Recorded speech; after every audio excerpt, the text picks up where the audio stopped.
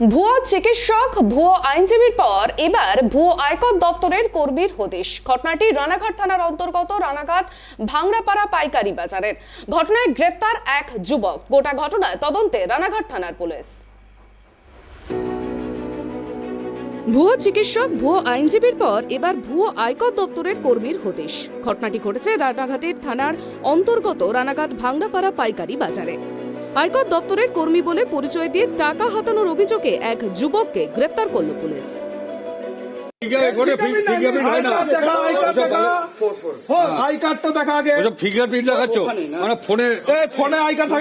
রানাঘাটে এসে চিটিংবাজি করে টাকা তুলতে ওর সাথে লোক আছে, এর মধ্যে আছে, ওর সাথে লোক আছে, এর মধ্যেও আছে, ওর সাথে লোক আছে।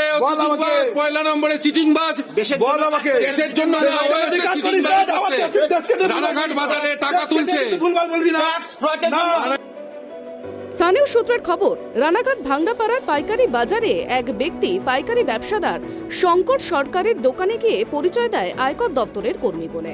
সেই সময় দোকানে ছিলেন না দোকানের মালিক শঙ্কর সরকার। বিশেষ কাজে তিনি ব্যাংকে গিয়েছিলেন স্ত্রীকে সঙ্গে নিয়ে। দোকানের কর্মচারীর কাছ থেকে ফোনের মাধ্যমে বিষয়টি জানতে পারেন শঙ্করবাবু। দোকানের কর্মচারীর কাছে দ্রুত 1000 টাকা দাবি করে ওই ব্যক্তি। টাকা না দিলে ঊর্ধ্বতন আধিকারিকেরা আসবেন বলেও হুঁশিয়ারিও দেয়। খবর পেয়ে দোকানে ছুটে আসেন দোকানের মালিক শঙ্কর সরকার। তারপরেই বিষয়টি সন্দেহ হলে বাজার কমিটিকে জানান।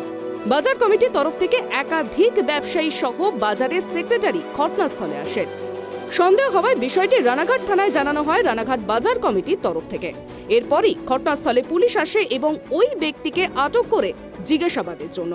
এই ঘটনায় রীতিমতো চাঞ্চল্য ছড়ায় রানাঘাট বাজার চত্বরে। কি কারণে ওই ব্যক্তি এমন তোলাবাজি করতে গেলেন তা অবশ্য জানা যায়নি।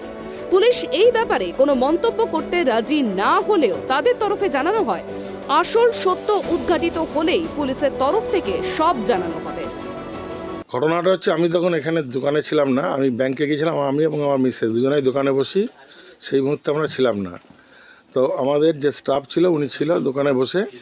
ও আমাকে ফোন করে ব্যাংকে যে এরকম কোনো একটা লোক এসছে, সে ব্যাঙ্গালোর থেকে নাকি এসে, ইনকাম ট্যাক্সের কোনো লোক। সে বলছে যে আপনারা বিলিং করছেন যে প্যাডের ওপরে, এটা ঠিক না, আপনাদের কম্পিউটারাইজ বিল করতে হবে। হ্যাঁ, উনি এই জন্য উনি আমাকে বলে। তারপরে ওকে বলেছে, সাইডে ডেকে নিয়ে বলেছে 1000 টাকা আমাকে দাও, তাহলে আমি তোমাদের ছেড়ে দেবো। এই অবধি আমি জানি। এরপরে আমি বলেছি ঠিক আছে, তুই থাক, আমি আসছি। আমি আসার পরে যখন দেখি ওই লোক চলে গেছে, তখন আমি বাজার সেক্রেটারিকে ফোন করি এবং ওই লোককে বলি যে তুই ওকে ফোন করে ডেকে, ওকে ফোন নাম্বার দিয়ে গিয়েছিল, ফোন করে ডেকে নিয়ে আয়। আমার সন্দেহ হয় যে লোকটা মনে হচ্ছে ইনকাম ট্যাক্সের কোনো লোক না।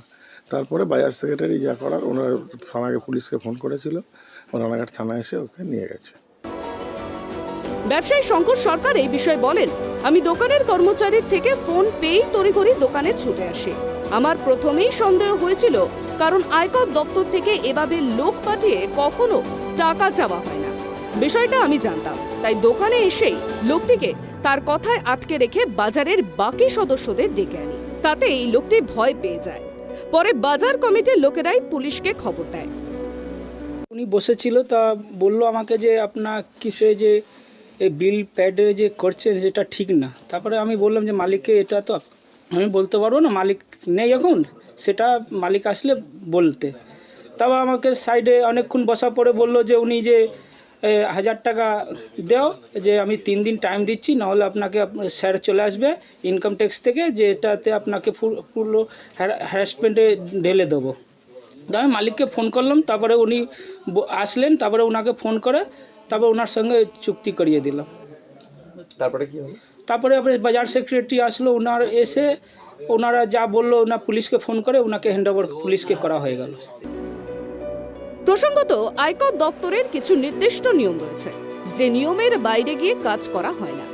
যদি কারোর বার্ষিক আয়কর দেওয়া বাকি থাকে, তাহলে ওই ব্যক্তির কাছে লিখিতভাবে বা ইমেল মারফত নোটিশ পাঠানো হয়, যাতে ওই ব্যক্তি বাকি থাকা আয়কর জমা দেওয়ার ন্যূনতম সময় পায়। এই ঘটনার পরই মানুষকে সচেতন থাকার পরামর্শ দিয়েছে পুলিশ প্রশাসন। নদিয়া থেকে মলয়দের রিপোর্ট, ট্রাইব টিভি।